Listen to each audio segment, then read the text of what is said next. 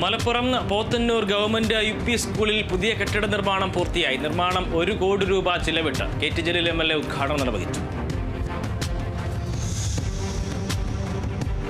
ആലപ്പുഴ വെൺമണി തറയിലെത്ത് നിർധന കുടുംബത്തിന് വീടൊരുങ്ങി. വീട് നിർമ്മിച്ചു നൽകിയത് കോശി സാറാമ ട്രസ്റ്റിന്റെയും സുപ്രീം കോടതിയിലെ സീനിയർ അഭിഭാഷകൻ ഗൗരവ് കുമാർ ബാനർജിയുടെയും സഹായത്തോടെ. വീടിന്റെ താക്കോൽ ദാനം കേരള മുൻ ചീഫ് സെക്രട്ടറി M വിജയാനന്ദ് നിർവഹിച്ചു.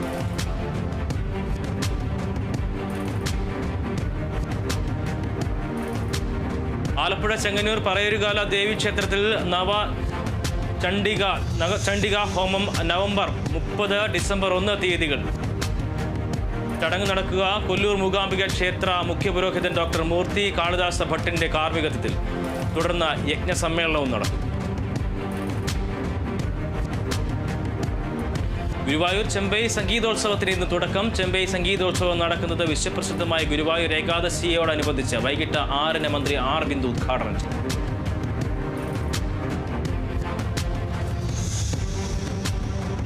തൃശൂർ ആതിഥേയത്വം വഹിച്ച 29ാമത് സംസ്ഥാന ജൂനിയർ ഫെൻസിംഗ് ചാമ്പ്യൻഷിപ്പ് സമാപിച്ചു.